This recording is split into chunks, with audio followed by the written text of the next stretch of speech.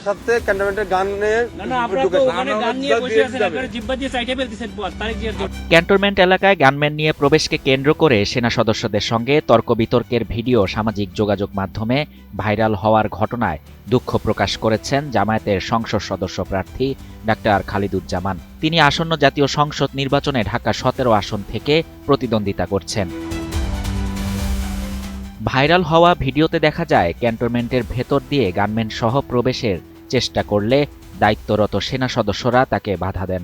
Cantonment এলাকায় অস্ত্র বা গানম্যান নিয়ে প্রবেশের নিয়ম নেই জানানো হলেও এ নিয়ে উভয়ের মধ্যে তর্কাতর্কি হয়। এক পর্যায়ে ডাক্তার খালিদুজ্জামানকে উত্তেজিত অবস্থায় কথা বলতে দেখা যায়, যা পরে সামাজিক যোগাযোগ মাধ্যমে ছড়িয়ে পড়ে এবং ব্যাপক আলোচনা সমালোচনার জন্ম দেয়। ৩ ফেব্রুয়ারি মঙ্গলবার এই ঘটনার ব্যাখ্যা দিতে এবং নিজের অবস্থান স্পষ্ট করতে ফেসবুকে একটি পোস্ট দেন খালিদুজ্জামান। সেখানে তিনি বলেন, বেশ কিছুদিন আগে ক্যান্টনমেন্ট এলাকায় প্রবেশকে কেন্দ্র করে বাংলাদেশের গর্ব ও অহংকার সার্বভৌমত্বের অতন্দ্র প্রহরী সেনাবাহিনীর দায়িত্বরত সদস্যদের সঙ্গে একটি অনাকাঙ্ক্ষিত পরিস্থিতির সৃষ্টি হয়, যা থেকে মিশ্র প্রতিক্রিয়ার জন্ম নেয়। পোস্টের শেষাংশে তিনি ঘটনার জন্য দুঃখ প্রকাশ করে বলেন, যাই হোক, উক্ত ঘটনার বিষয়ে আমি দুঃখ প্রকাশ করছি এবং ভবিষ্যতে যেন এ ধরনের ভুল বুঝাবুঝি আর না হয় সে ব্যাপারে আমি সচেষ্ট থাকব ইনশাল্লাহ। এর আগে খালিদুজ্জামানের এই আচরণের প্রতিবাদ জানিয়েছে এক্স ফোর্সেস অ্যাসোসিয়েশন।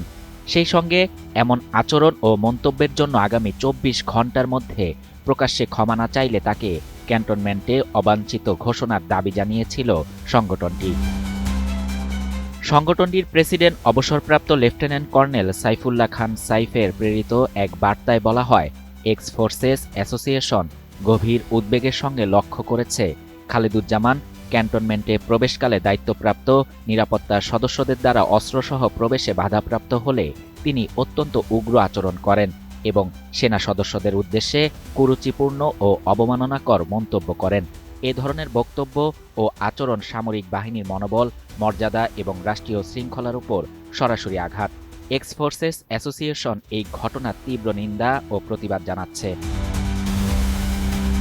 বার্তায় বলা হয়, এক্স ফোর্সেস অ্যাসোসিয়েশন স্পষ্টভাবে বলতে চায়, রাজনৈতিক পরিচয় কখনোই কাউকে সংবিধান ও আইনের ঊর্ধ্বে অবস্থান দেওয়ার লাইসেন্স দেয় না। ক্যান্টনমেন্ট কোনো রাজনৈতিক প্রভাব বিস্তারের জায়গা নয়, এটি একটি সংবেদনশীল রাষ্ট্রীয় নিরাপত্তা এলাকা। এতে আরও বলা হয়, রাষ্ট্রের আইন, সামরিক বাহিনীর মর্যাদা ও জাতীয় নিরাপত্তার প্রশ্নে এক্স ফোর্সেস অ্যাসোসিয়েশন কোনো আপোষ করবে না। শাহরিয়ার শাফাত, বাংলা নিউজ 24।